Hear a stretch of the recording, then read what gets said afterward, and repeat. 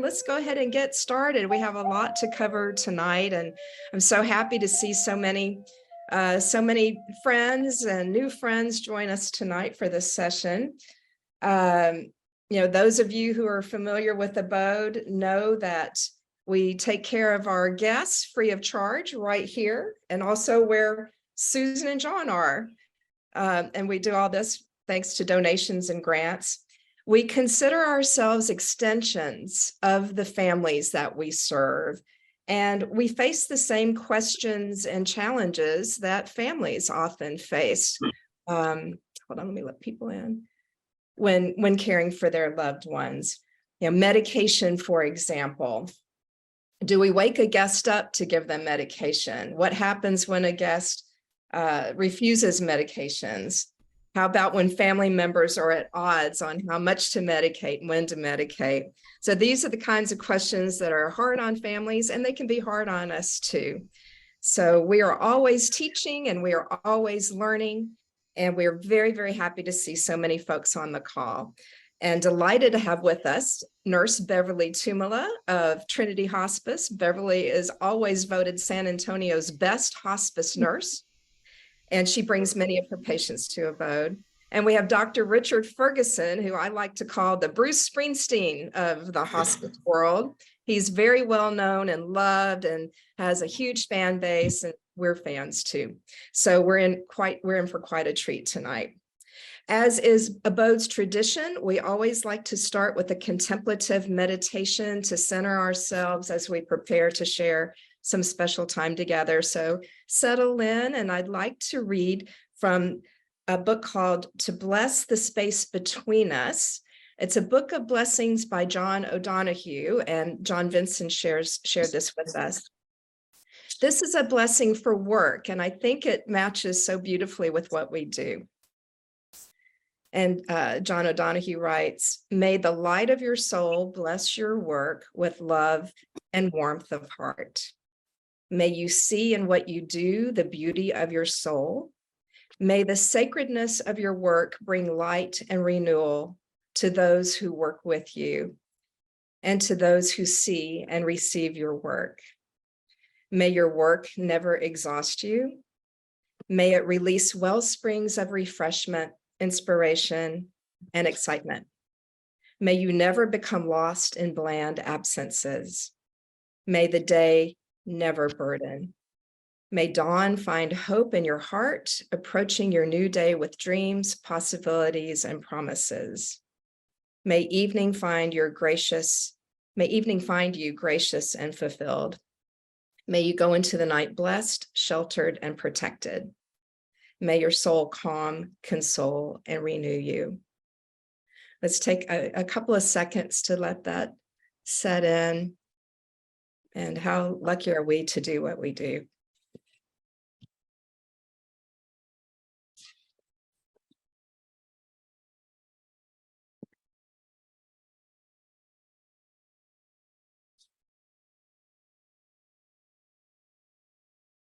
Well, thank you, everyone. Beverly, let's start with you. Okay. Could you share with us, in essence, your philosophy on medication at end of life? Okay. Well, many of us are Barbara Carnes fans. So a lot of what I'm going to say, we've heard her say. She's the mother of hospice. And one of the things she always says is, death isn't painful. Dying is not painful. Now, the disease process can elicit pain, and that's where people get their pain. But death itself isn't painful. So if your patient has had pain with their disease process, then of course we're going to continue to medicate until they pass. But if they're dying from something that's pretty painless, I don't worry a lot about pain. I always tell my patients and my families that we walk on this journey with them. My patients are the ones that are driving the bus. I'm just a passenger on that bus. So I follow their lead. If they are open to pain medicines, great. If they're reluctant, I I want to find out where that comes from, and families as well, because people have had some pretty horrific experiences, and a lot of it is just not knowing. We all have all heard the stories. Grandma was dying on hospice, and they gave her the morphine, and she died, and so they think that morphine killed them. Mhm. And so we've got to really kind of find out where they're coming from and dispel a lot of those misconceptions that a lot of people bring to the plate. And we do that with a lot of teaching, and reinforce the teaching, and teach again and teach again. But there is no reason, for the most part, why someone should ever die in pain now. We have such wonderful pain medications and skilled doctors that can guide us in how to give these pain medications. But there are a few folks out there, and I'm sure we're going to talk about some of them tonight, that are fervent and they do not want pain medication. Maybe they want to experience this fully. Maybe they're afraid to go to sleep. Maybe they had a grandma that somebody gave them a little bit of morphine and they died. There's a lot of fear. Oh, thank you for that. And Dr. Ferguson, would you like to share along the same lines, your philosophies? Well, my philosophies are legion, and I would be really rather presumptuous to add much more than what Bev just said. Although as she was speaking, it reminded me that there were 2 or 3 things that came to my mind. One of them is, for those of you who have elected to participate in this incredible experience, I thank you. I know that you probably are terrified at times, but I want you to know that you are doing significant work. And when I have been in this business for a long time, I came to realize that whenever I walk into a patient's room, I really felt like I ought to take my shoes off, because I was standing on really sacred ground. And the more I reflect on this, the issues of how patients interact with us are really significant. And we, although we are on the bus, as Bev said, we are not distinct from the human experience of accumulating these powerful experiences of intimacy, vulnerability, fear, anxiety. And it makes all of us ever more deep in our own lives, the more we allow ourselves to be in the presence of these really extraordinary experiences.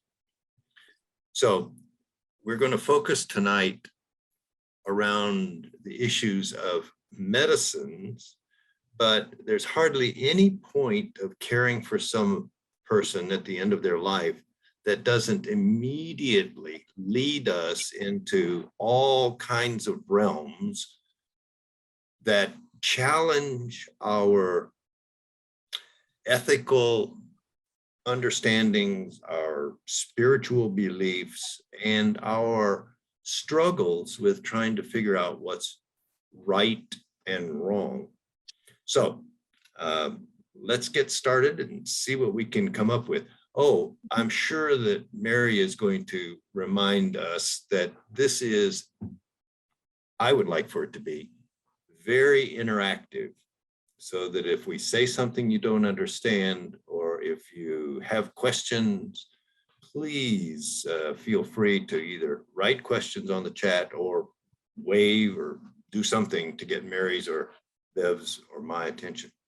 Yes, please do that. And we have quite a few questions that are ABODE navigators so thoughtfully put together. So we'll start with those, but absolutely, let's have this be an open forum. Thank you, Rich.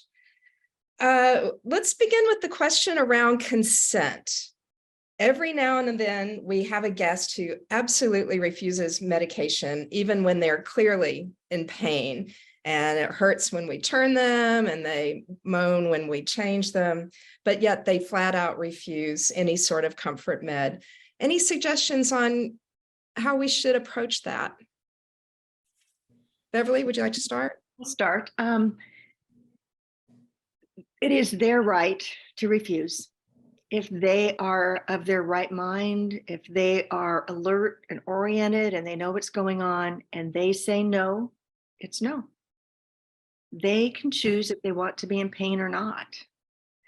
Now as their nurse, I might ask them, tell me, share with me why this is difficult, why taking pain medication is difficult. And, maybe again, fear.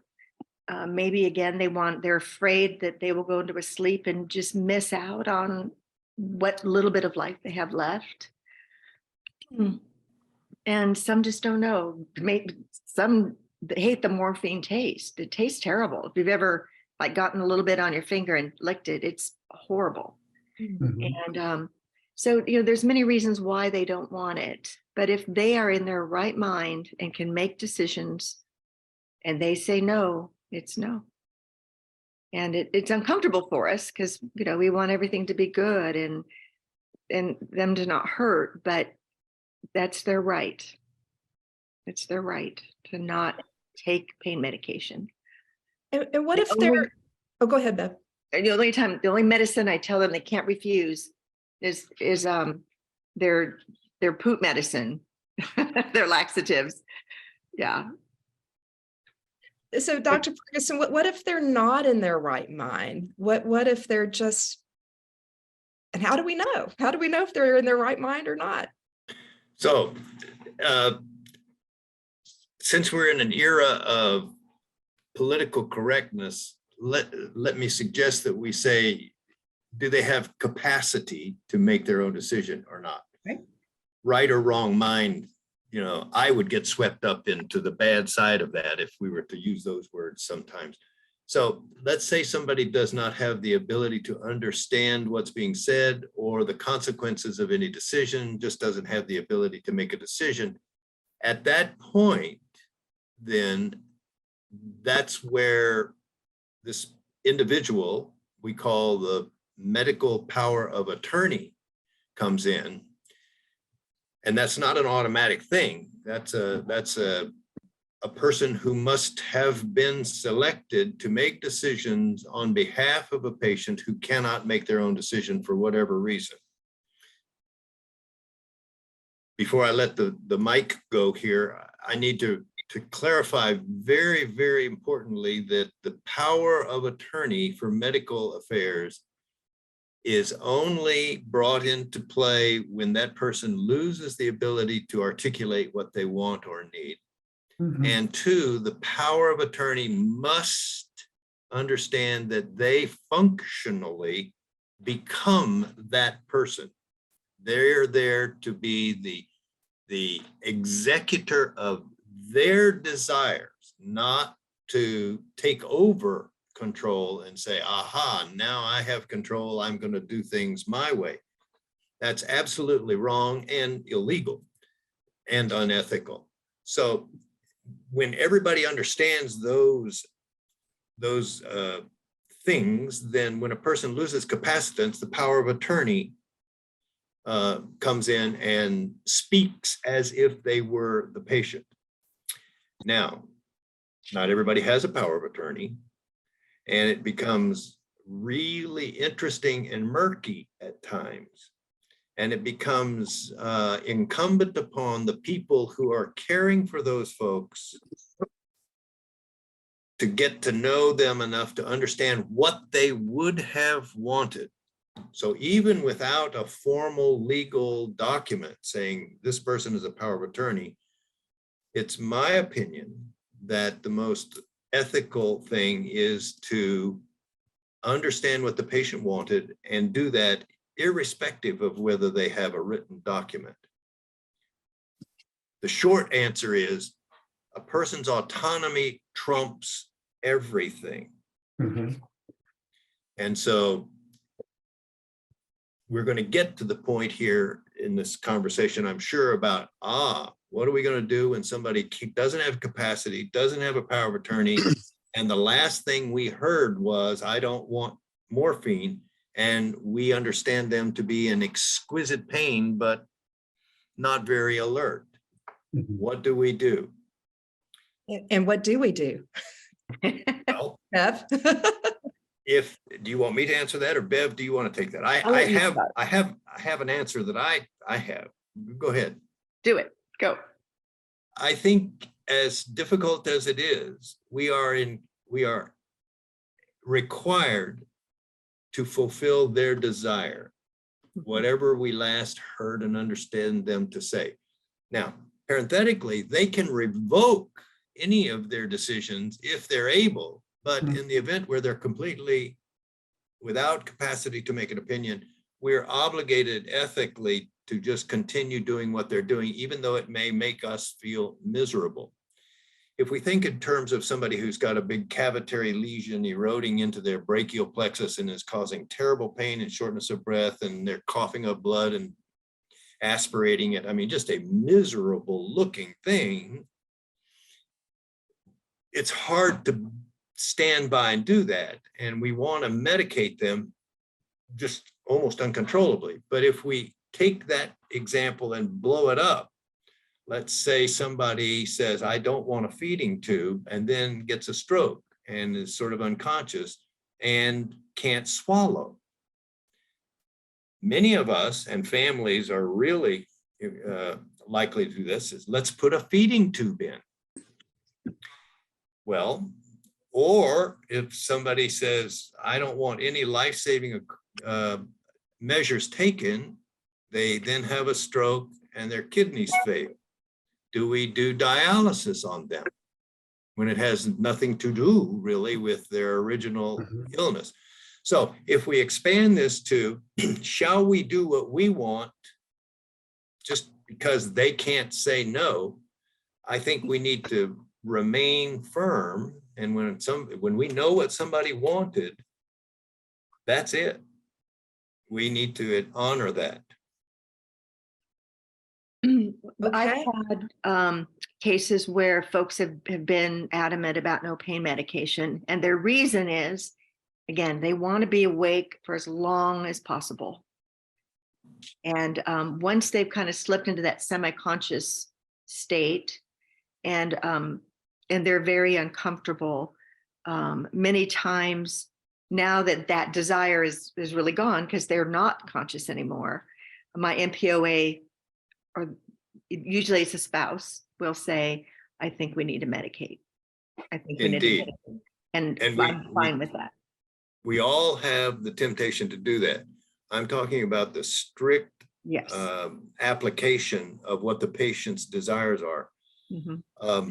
We see this a lot in the hospitals, religious absolutely requirements. Our Jehovah's Witnesses don't take blood products. Right. And as an ICU nurse, to watch somebody bleed out, and that if you just gave them blood, they would be okay. It's a very difficult situation. Very difficult thing. Yeah. But if we're talking about kind of absolutes here, now let's go back to what Bev said originally. We're in this process with everybody who comes in.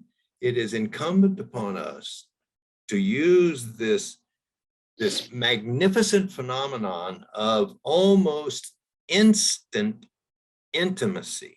This is one of the most magnificent things about hospice, is that you are invited in and allowed into this incredible intimacy with another human being, the likes of which we don't often get to experience in just day-to-day interactions. So when we get to that point of intimacy, it is incumbent upon us to very gently inquire and teach. That's what we're doing, is we're leading people into a wholesome, fulsome understanding of their process. And the final message is basically twofold, it seems to me. One is, we can make you comfortable without jeopardizing anything in the way of the course of the disease. We're not going to alter that at all. And two, maybe the most important thing is to convince them that they are not alone, that constantly there will be interactions so that we can better learn what their needs are and their desires are. So if we're going to talk strict ethics and legalities, the last word is the last word when a patient's there. But if we do our jobs well, we probably, most often in fact, can lead people to a more robust understanding of the process of end of life processes. And then they will give us permission to keep them comfortable when they're around that final corner. Let's talk about Lynn. I'm sure this is a case that many of you remember, who was a patient of mine who had significant pain. And she was one of those who refused medicines, not consistently though. There were times I was with her and I would tell her, I'm going to turn you so I can change the dressings on her back over her nephrostomy tubes. But she would tell me, yes or no, and I'd respect that. But, many times if I really just told her, it will just make you more comfortable so we can turn you and get this over with. And, you won't fall asleep, I promise. And if I just talked to her about why I was trying to give it to her, she would often let me. But I know for some of you, she did not. And she was uncomfortable. Yeah. Do you all remember her? Yeah. We do for sure at ABODE, yeah. And she had a very difficult passing. Yeah. So might I introduce a wonderful concept that's important, and it is the ethical principle of double effect. Has anybody heard of this? Well, the principle of double effect is a marvelous thing that we often use, and that is, if in the pursuit of a known good, a known and expected bad may occur, we are not only permitted but obligated to pursue the good.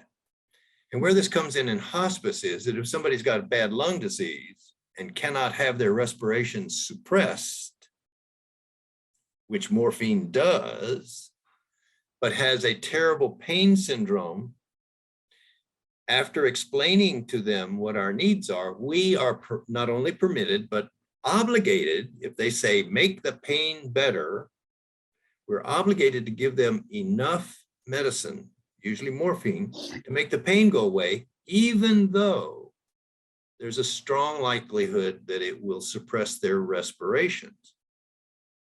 Now you can see how this gets to be real ticklish, because some of the anxieties and fears that people talk about, you gave mama the morphine and she died. Those are often the case. They are related, but not causal. And that's a real big hill to talk to families about. And fortunately, we've got you all and people like Bev who are able to lead people to a greater understanding. But the principle of double effect exemplifies this tension between accomplishing a promised goal at the risk of doing something that's really harmful. And we are allowed to do the good, even though the harm occurs. And it all boils down to intention. When my son threw a football at his sister when he was young and knocked over mom's lamp, his defense was, I didn't mean to do that. I meant to do the good of cold cocking my sister, and the expected evil of me knocking over a lamp just happened. But I don't need to be blamed, therefore. My intent was not to damage the lamp, it was to damage my sister.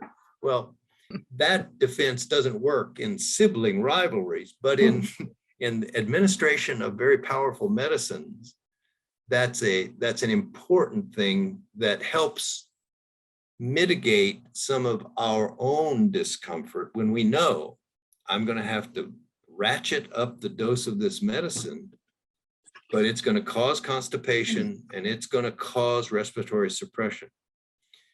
We have the luxury of being with people whose arc of life is predictable and short. So the idea of maximizing life or extending life is not nearly as critical as maximizing the living during that time. And sure. we offer symptom relief as a means to do that. So education and interaction and relationships seems to me to be very important. And we have a few questions around that, but before we get to that, I want to ask one more question that is related to some of the earlier ones. Tell us when it's okay to wake up a patient or a guest for meds and when you wouldn't do that. Bev, you want to go? Well, I would say if they have if they have not been taking medication for pain routinely, and and it's coming to be time for, let's say they're on a long-acting pain medication and they haven't had any breakthrough medicines, I might go ahead and wake them for that long-acting pain medicine, because the reason they've not used the others is because that long-acting pain medicine's working. And if we let that medicine wear off, they're going to wake up in pain. But I would definitely do that, having told them beforehand that you are on, let's say, MS Contin or methadone, and I'm to give this every 8 hours or every 12 hours. And I will need to wake you when it's time to give your next dose so that you don't wake up in pain. And that would be about the only time I would wake somebody up to give them medicine. And good to have those conversations ahead of time so that the patient or the guest knows that it's and coming. Anticipate that, if somebody's about ready to go for a nap, say, at 7 o'clock, I'll be in here to give you your pain medication. And just kind of remind yourself, it's not for pain right now, but that's for the pain they're going to have. Yeah. And so we do not want them to wake up in pain or have to catch up with their pain again. Because if we get behind, it's going to take us a while to get caught up and kill the pain. And we don't want to have to do that. But if they haven't been suffering from pain, let them sleep. Mm-hmm. You feel? Okay, good to know. How about some non-medication options, especially for folks who choose other routes? Any insights on that? I use a lot of diversion. Mm-hmm. Conversation, talk to them about other things, get their mind off of it. Loneliness, begets pain. I have a little lady right now who she's bedbound with lupus and has a lot of pain. And when she's alone, she pops those medications, the pain pills, the anxiety pills. But if people are in there with her and talking and diverting her and, just getting her mind off of it, she doesn't need them. Mm-hmm. So a lot of times we have the power to just, be with them and talk to them and, just get their mind off of those things. There's some great things like imagery, acupuncture, massage, music. Yeah. Yoga. We have yoga. Yeah. Bedside yoga. Again, these are all almost like they're all diversions. Just get your mind off of it.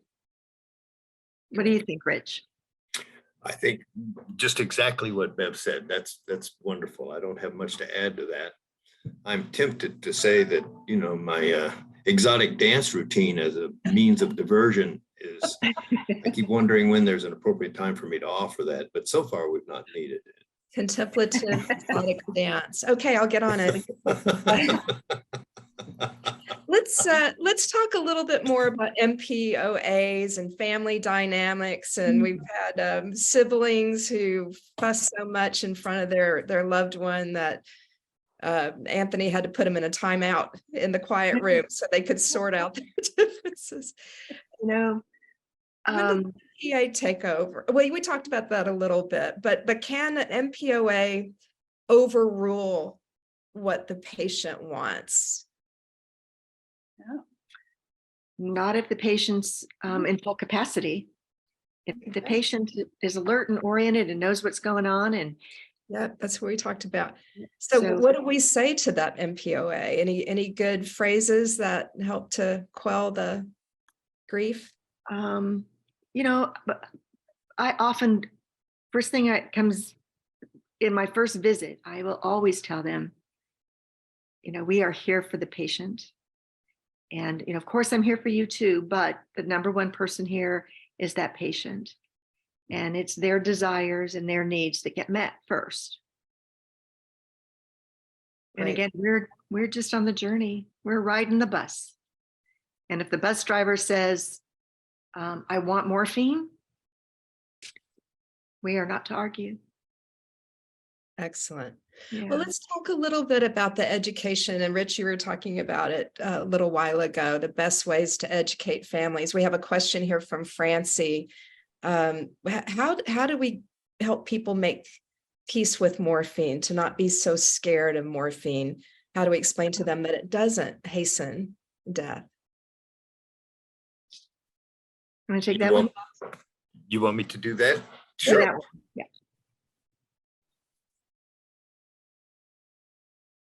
Clearly, the most important thing when somebody has concerns is to close your mouth and open your ears for whatever time is appropriate. There are several fundamental axioms in interpersonal relationships. And one of those that I've discovered is that you're never really going to be successful debating someone into an affection for anything. So arguing with people is not going to be helpful. So listening, inviting them to ask questions, inquiring of them as to how much they would like to know, asking them what they do know about this, so that you can get a feel for what kind of language they're using, what kind of questions they're having, what kind of biases they're living with, and then ask them if they would like to hear a little more clarity around those things. Quite often, well, almost always, they will say, well, yeah, I guess I do want to hear about that. But until they come to the point of being able to say that, it's going to be really difficult for you to overwhelm them with the power of your logic. Mm-hmm. So it is all education. It has to do with relationships. It has to do with, what is the right word? A kind of authoritative, submissive humility. One that is not threatened by somebody's rage and roiling, but one that is quiet and comfortable with their expressions and with silence. I tell my residents and students and nurses that one of the most therapeutic things that you can do is be quiet, just sitting in silently. It's almost impossible. They've done studies about this, and it takes a very disciplined person to last more than about 30 seconds. but asking people first, asking them what they know, asking them if they want to know any more, and then gently explaining to them if they say yes. If they say, no, I don't want to know anymore, then you fold your tent and you go away. If push comes to shove, you may have to say, I know you would like for me to do X, but I may not. It's against the law, it's against the ethics, it's against what the patient wanted, and I just cannot, will not, may not do those things. At which point, and this is rare, but I've experienced it, where I have to say, if you insist on doing this, you need to know that this is tantamount to abuse of somebody who didn't want something, and you'll have to find somebody else to do it. But that's very, very rare. You know, most of my families who were resistant to, and patients who were resistant at the beginning, once they develop trust, Yes. it seems to not even be an issue anymore. Sometimes I'll even offer to give them a test dose of morphine, you know, and I will sit with them and say, okay, I'm going to give 5 milligrams or 0.25, and I will administer it and say, I'm going to sit right here with you and let you see that it's okay. You're not going to pass out. You're not going to, you know, your head's not going to spin. You're not going to spit out green goo. It's all going to be okay. And once they see that and the family sees that, whew, a lot of that angst goes away.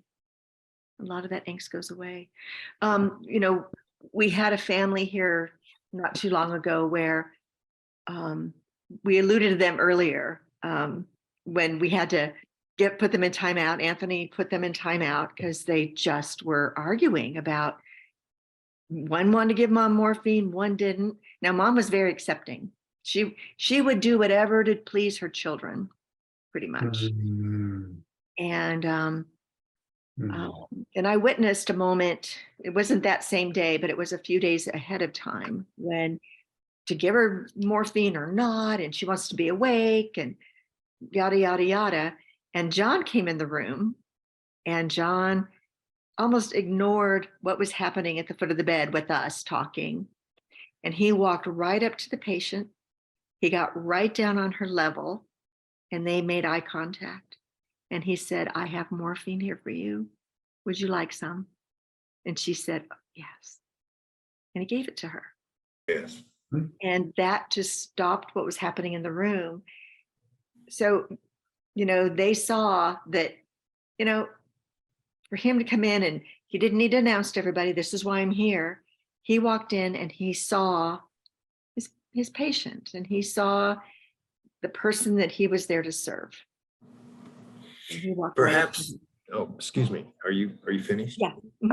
Perhaps it would be helpful for all of us who are new to these very powerful, scary drugs, especially in light of all of the legislation and furor around fentanyl and all this stuff, to talk about what people might be afraid of. And people say to me, I'm afraid of them becoming addicted, or that it will hasten their death.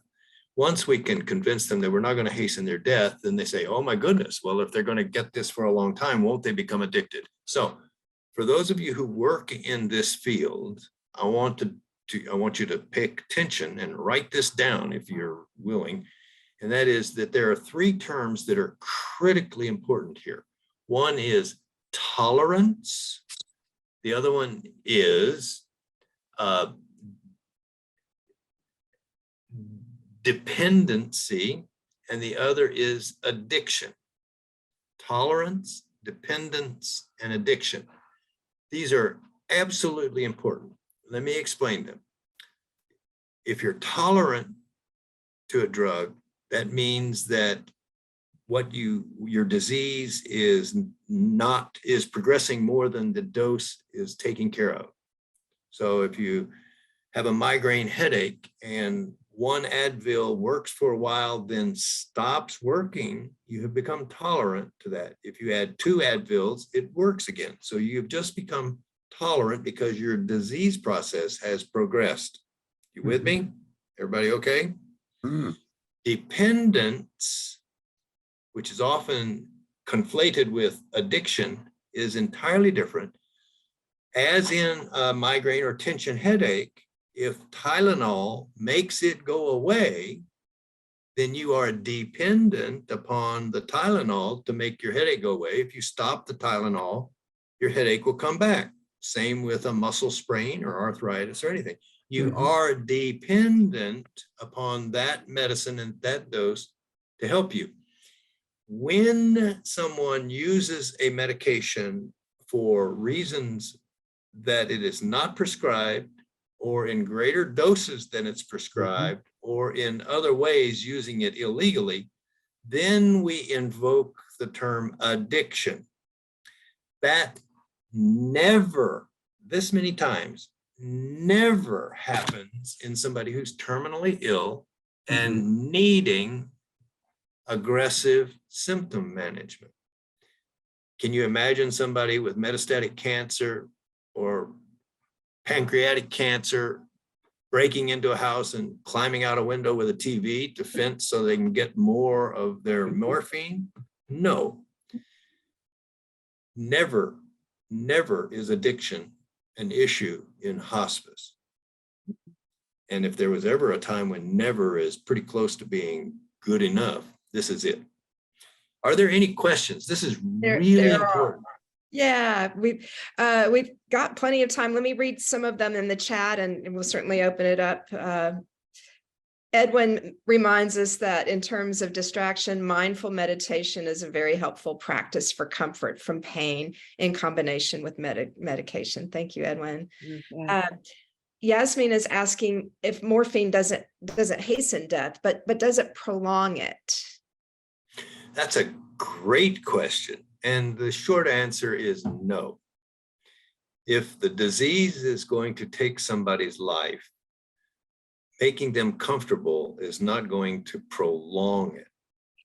In fact, and Bev will back me up here for sure, on many occasions, we've had people in exquisite agony coming to us on hospice.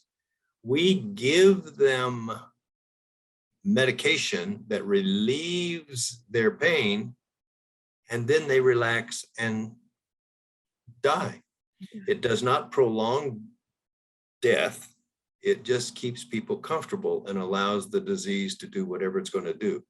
And if we have the choice of letting someone prolong their life with their teeth gritted, or allowing their disease to take their life with them placid, serene, and around loving doulas and navigators, which would you choose for yourself?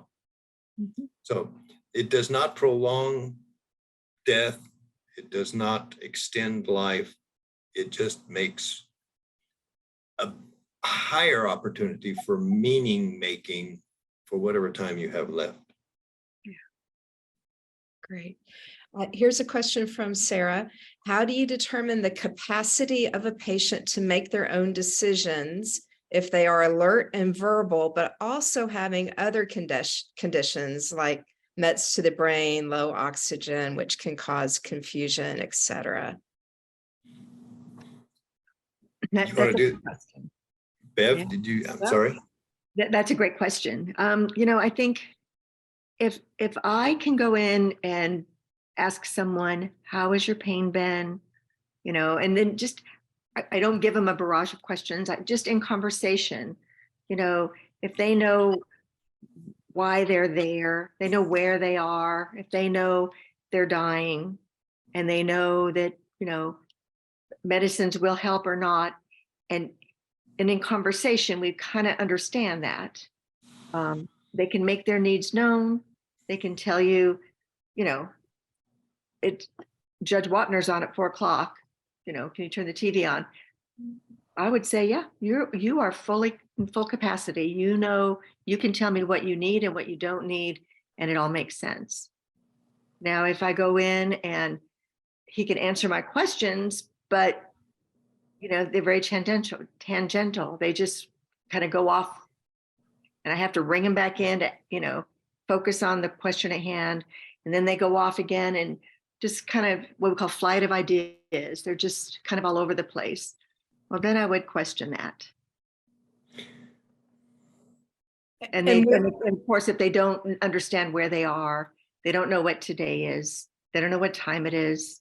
There's just, you know, they're just there. But they can have a conversation with you.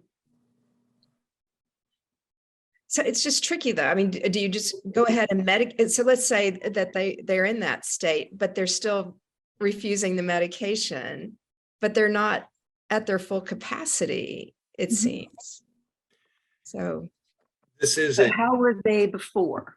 You know, maybe there was a period of time where they were totally with it. And, you know, were they taking the pain medicine then? And if you ask them, are you in pain? Would you like something for pain? And they say, no. You know, I've had patients do that. My folks with dementia, you know, I will ask them, I always do a pain assessment. And so I say, are you hurting? Do you need something for pain? And many of them can't tell me the day of the week or, you know, that they live in San Antonio, but they know if they hurt or not. And they know if they want something for pain. actually, Edwin has a nice comment here. Can it be helpful to ask a patient what level of pain she's able to tolerate, especially if she wants to remain mostly conscious? So This is something we do in hospice a lot. yeah. Our initial pain assessment is, what level of pain do you medicate at? Right. So, you know, we have the 1 to 10 scale. So 10 is the worst pain imaginable. You know, 0 is no pain. And I have most folks, I would say 80% will say a 3. If I'm at a 3 or higher, please medicate me.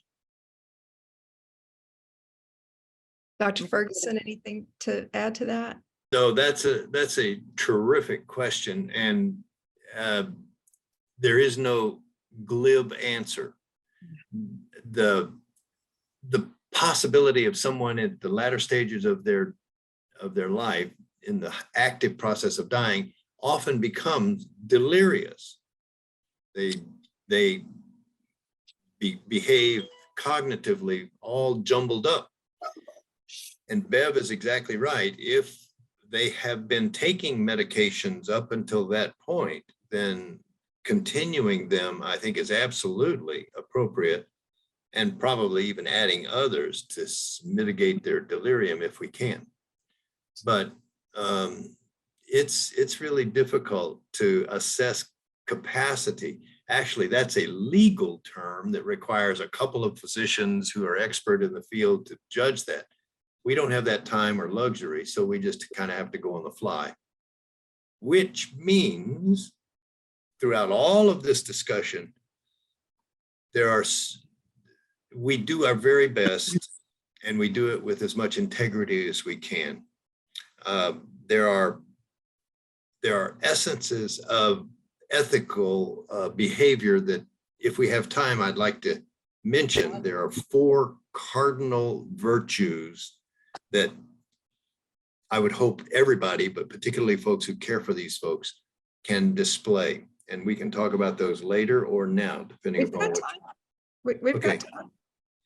In ethical decision-making, there are 4 principles. Autonomy, beneficence means if you can know what the patient wants, you do what they want. That's autonomy. If you cannot discern what the patient wants, then you do good, beneficence. If you can't really decide what is good, then you default and do non-maleficence. Don't hurt them. And if you can't decide what to do based upon those 3, then you fall back on justice, however you define that. So those are the sort of 4 tiers of decision-making cascade and ethical decision-making. But all of those rules are sort of meaningless unless the person has what I think are important 4 cardinal virtues. And they are, and this is important, discernment, where a person understands as much as they can about what they're doing, and this is for physicians or doulas or navigators, understand what's happening and what they're able to do. The next cardinal virtue is compassion, not just a, oh, I feel your pain kind of compassion, but a compassion that is a commitment to attempt to feel as the patient does, or as much as you can. The third cardinal virtue is truthfulness, and that is placed appropriately in the third place because unsheathed, sharp-edged truth without discernment or compassion can be brutal and cruel. So discernment, know what you're doing, compassion, bring compassion to this whole deal, being truthful. And then the fourth cardinal virtue is integrity, where a person probably learns this at the knee of their mother when they're young, and that is doing what is right to the best of your knowledge. So if you have those four cardinal virtues, you're not going to have cold-blooded, bright line decisions all the time. They're going to be fuzzy and ambiguous and fraught. The beauty of being a human is that you've got the frontal lobe space to be able to wrestle with these decisions, and the wrestling becomes legitimate and valid, and therefore validating in any decision predicated upon these cardinal virtues, but particularly your integrity. So those cardinal virtues, I think, are important to know and to use.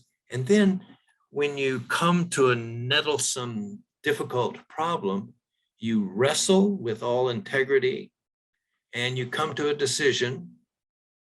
And in the final analysis, as we, Bev and I, tell every family member who's caring for their loved one, you cannot make a mistake.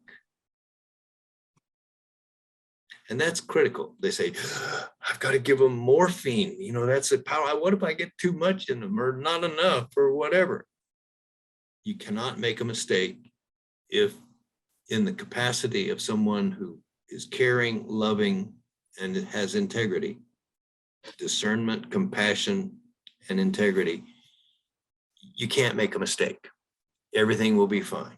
And we will back you. We will validate that.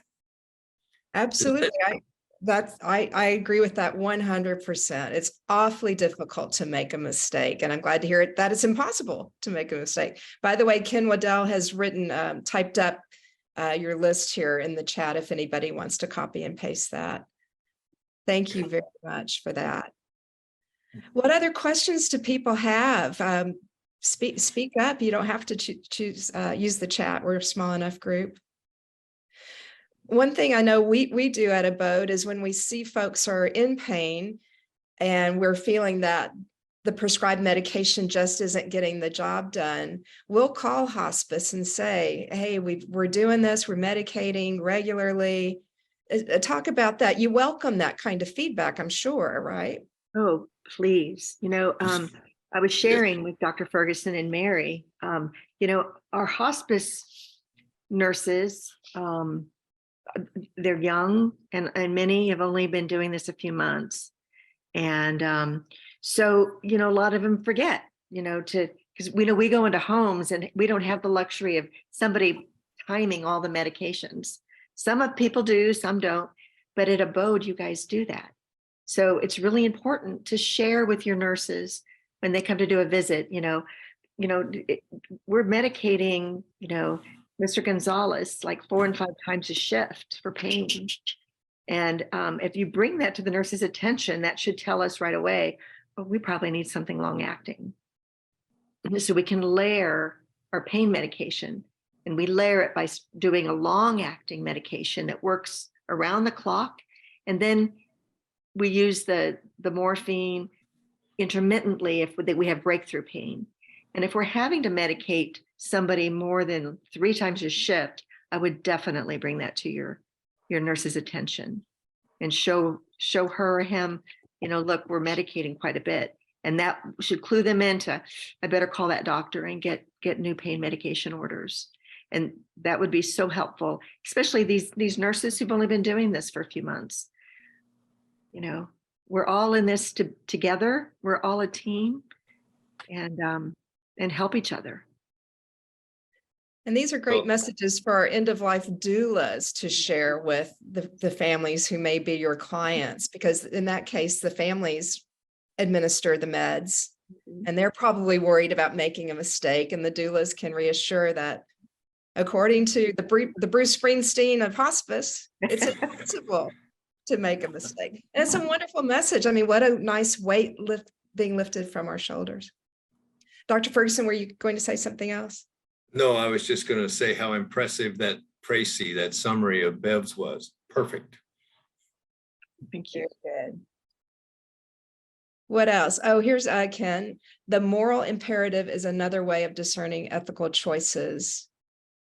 In the moment of being with death, everyone is unique, for sure, in consultation with the patient and her significant others and experts. Standards might require some flexibility. Letting go is a social experience as well as private. That's right. Edwin mentioned sometimes pain is spiritual or psychosocial as well as physical. We're always able to call hospice for a chaplain or social worker. Yeah. There have been experts in the field, in fact, who have made an argument, I don't know exactly how cogent it is, but I'll give them the benefit of the doubt, that it is not appropriate to medicate somebody who's in existential distress, because that's an important part of their development in the process of their dying. I think I will remain open to be flexible, but Tell us what that looks like. I'm sorry? Tell us more about that. What does existential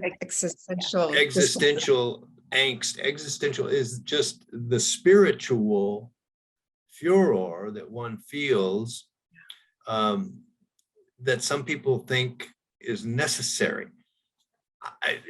An example that I have etched in my mind was I made a home visit to an archbishop in the Roman Church here in San Antonio, who was the head of a specific mission order that was global in terms of doing certain kinds of mission work for people. He summonsed me. He was on our hospice. He called me, and I was met at the door by a little monk kind of guy who took me through this labyrinthine house back to his quarters. And here this man was sitting in a recliner, and he waved the monk, the brother, away and asked him to close the door and asked me to come sit next to him. And here we have an archbishop, elderly man who had some kind of cancer, I think a gastric cancer. And this man was really upset.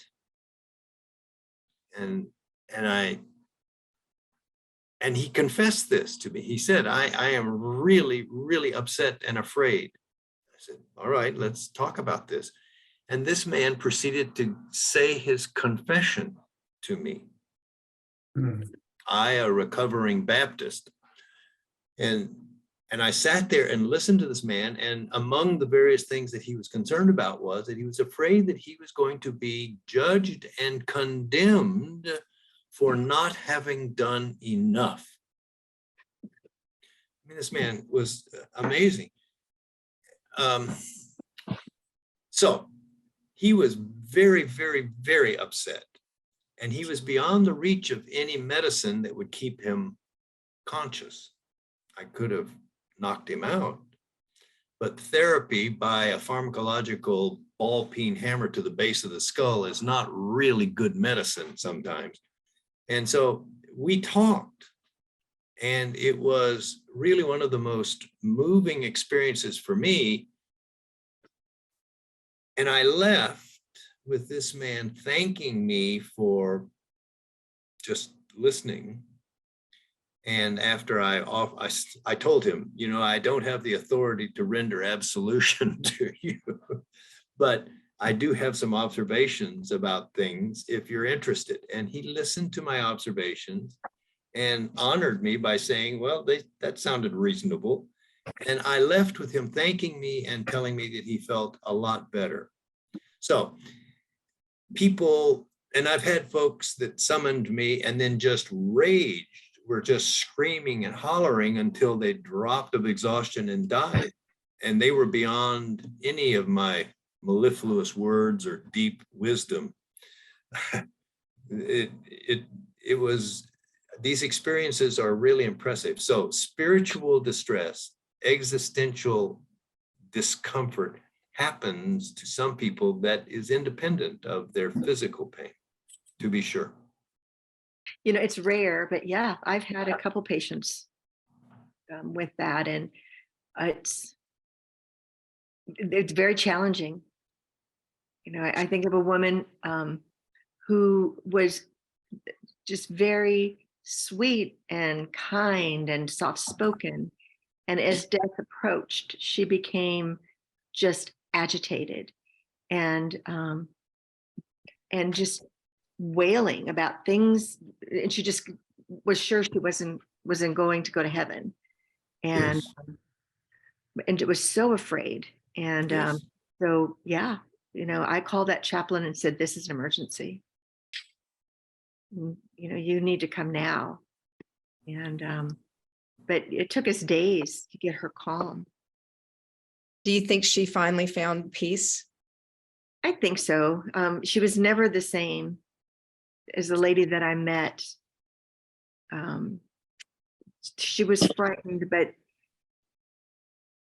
you know, whatever she and father talked about, you know, it was between them. So yeah, but you know, enough so that her family was comfortable again, you know, but it was very challenging.